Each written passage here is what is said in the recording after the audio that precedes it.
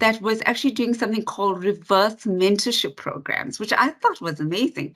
So you get employees to mentor leaders about what's the barriers around employee engagement, and what are the barriers about where they're not feeling they are being led effectively in the organization. And it just opens up such amazing, conversations around how we can shift the culture in a real expression, a true expression of how we can shift that. And I think those things are important. And you'll never get it, right immediately in reverse mentorship, because it talks about creating trust.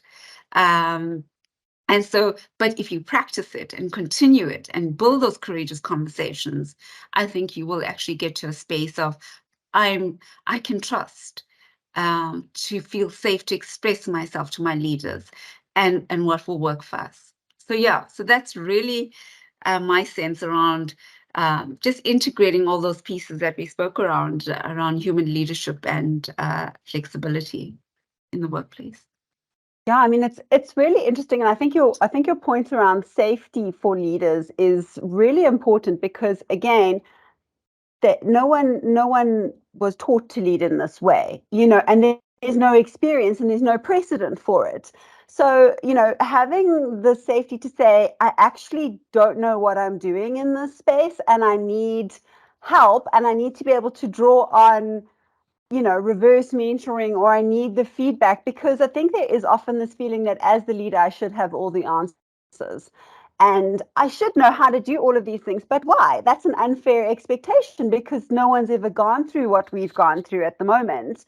And I guess it's really, I mean, it's to me, it's really speaking to that concept of growth and fixed mindset.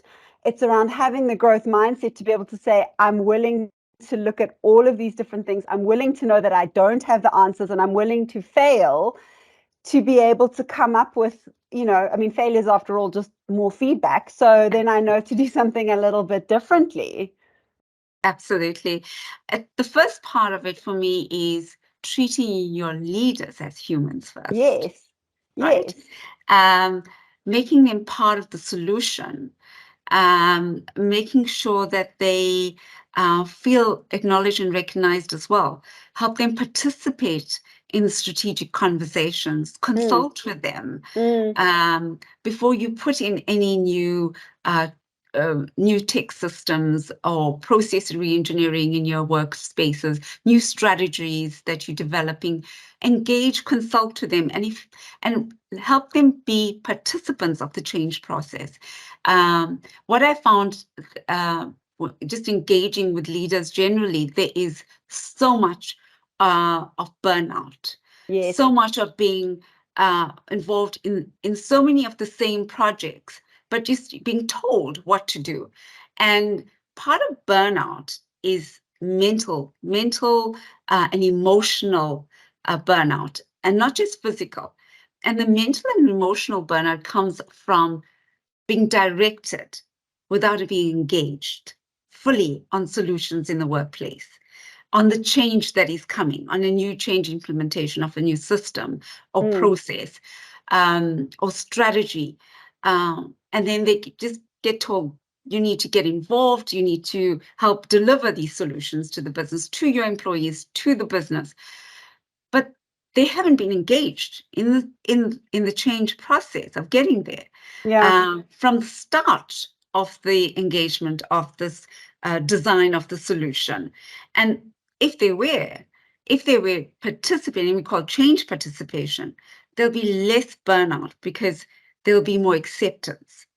So what happens when we're told to do something and we direct it?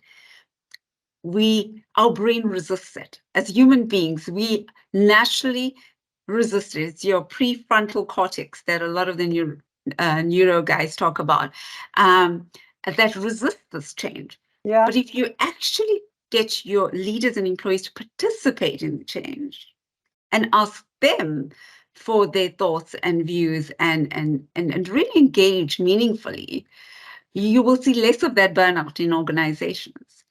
So again, for me, it's about how are we treating our leaders first, and how are we engaging them with empathy and respect and genuine care, and involving them in that change participation. So for me, that's, I think, most critical.